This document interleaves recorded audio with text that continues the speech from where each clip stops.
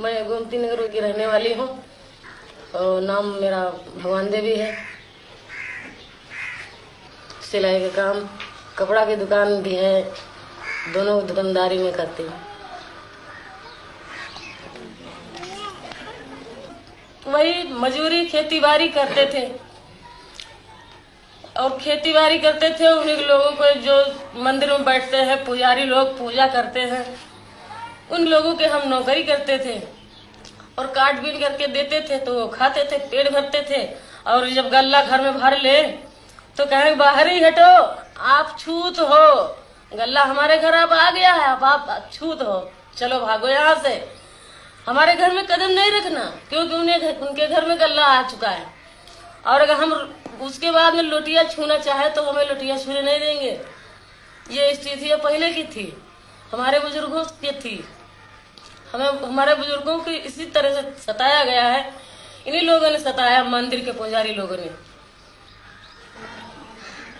यहाँ काश होता है, हम काश करने वाले 45 साल की मेरी उम्र है। आज कितने साल हुई जिस वक्त अंग्रेज गया है, तो अगर तोड़ना जिसको रहा है तो वही से हटा दिया होता।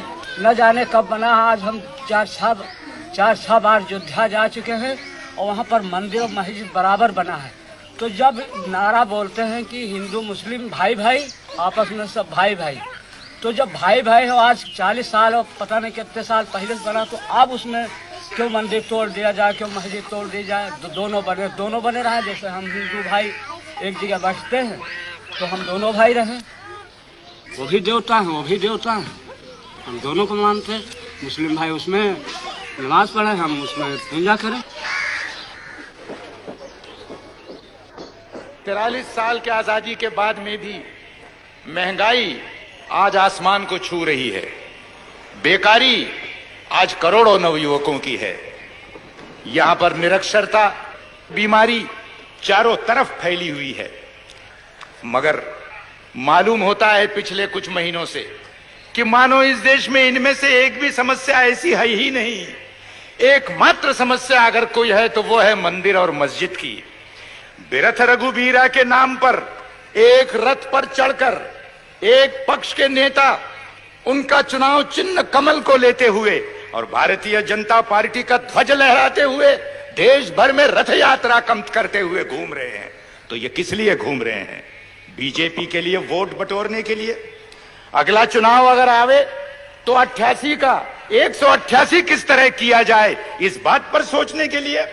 मैं ये कहता हूं कि उनके सारे ये रंगीन सपना चूर चूर होकर रह जाएंगे, क्योंकि इस देश में बहुसंख्य हिंदुओं ने धर्मनिरपेक्षता को अपनाया है।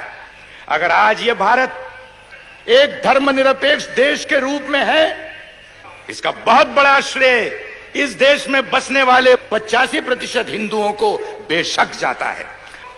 लेकिन न महात्मा गांधी, न जवाहरलाल नेहरू, न फांसी के तख्त पर लटकने वाले हमारे वो सैकड़ों तमाम जो शहीद हुए, उनमें से एक ने हिंदू राष्ट्र के लिए अपनी जान नहीं दी। इस बात को भुलाया नहीं जा सकता है। मगर ताज्जुब की बात है, हक है, मंदिर वहीं बनाएंगे और मस्जिद तोड़ करके ही बनाएंगे। इसमें राम की मर्यादा है। अयोध्या राम का जन्म स्थल है, माना। यह बात हिंदुओं का एक विश्वास, उनकी अस्मिता का सवाल है, इस बात को मैं मानता हूं।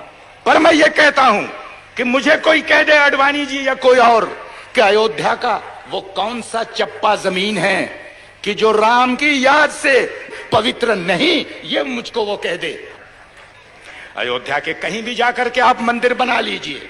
हम में से हर किसी ने 1000 बार इस बात को मंजूर किया कि मंदिर आप बनाएं, बेशक अयोध्या में बनाएं, बेशक भव्य बनाएं, मगर यह हट न करे कि मस्जिद टूटने पर ही वो मंदिर बनेगा। ये हट न करे।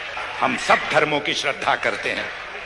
एक धर्म की अस्मिता और अहंकार के नाम पर दूसरे धर्म की अस्मिता और आस्था आप तोड़ नहीं सकते, इस बात को ध्यान में रखिए। दोस्तों, हिंदू धर्म में सहिष्णुता है, असहिष्णुता भी है, मानवता भी है और जात पात की व्यवस्था भी है। और इसीलिए वर्षों से संत और महंतों ने अनेक प्रकार के सुधार लाने के प्रयत्न किए, जात पात व्यवस्था के खिलाफ उन्होंने अपनी आवाज बुलंद की, आज भी वो कायम पड़ा हुआ है। आज एक नया प्रयत्न चल रहा है कि इस देश के अंदर में जिनको प्रशासन से दूर रखकर कहा गया कि ये सिर्फ सेवा और चाकरी करने के सिर्फ इसी लायक हैं और किसी चीज के लायक नहीं हैं, आज एक प्रयत्न किया जा रहा है कि देश के कारोबार चलाने में उनको भी हाथ बटाने का मौका दिया जाए। लेकिन वही ताकतें जो हिंदू धर्म के अंदर कठमुल्लापन कायम रखना चाहते हैं, झंडा लहराकर मस्जिदें गिराना चाहते हैं, वही लोग इस देश के अंदर में वर्णाश्रम और जात पात के नाम पर भी जो है तो आज कस्में खा रहे हैं और उसके प्रयत्न कर रहे हैं। इनके चेहरों को देख लो, इनको पहचान लो, इनकी मनोवृत्ति को समझ लो। और इसलिए मैं कहूंगा कि यहां पर ये सारी लड़ाइयां एक तरह से जुट गई हैं कि मस्जिद कायम रहेगी, मंदिर जरूर बनेगा। इतना ही कहते हुए मैं अपनी बात को समाप्त करता हूं। मैं कहूंगा देशद्रोहियों सावधान, जाग उठा है राम भगवान। आपने कहना है देशद्रोहियों सावधान, जाग उठा है राम भगवान। मैं कहूंगा ये तो पहले झांकी है। आपने कहना है काशी मथुरा बाकी है। यह तो पहले झांकी है, काशी मथुरा बाकी है। इन्होंने तलवार दी थी भाई को, आज मैं उनको ये तलवार दे रही हूँ, उनके अभय के लिए, उनके निर्भय के लिए। एक बहन ने तलवार देना अपने आप में इतिहास बनता है। बोलो श्री लाल कृष्ण आडवाणी जी की, सौगंध राम की खाते हैं। एल के आडवाणी जिंदाबाद। लोग कहते हैं कि आप अदालत का फैसला क्यों नहीं मानते? अदालत क्या इस बात का फैसला करेगी कि यहां पर राम का जन्म हुआ था कि नहीं हुआ था? आपसे तो इतनी आशा है, रास्ते में मत आओ कि 30 अक्टूबर को वहां पर पहुंच करके कार सेवा करेंगे और मंदिर वहीं बनाएंगे। उसको कौन रोकेगा? कौन सी सरकार रोकने वाली है?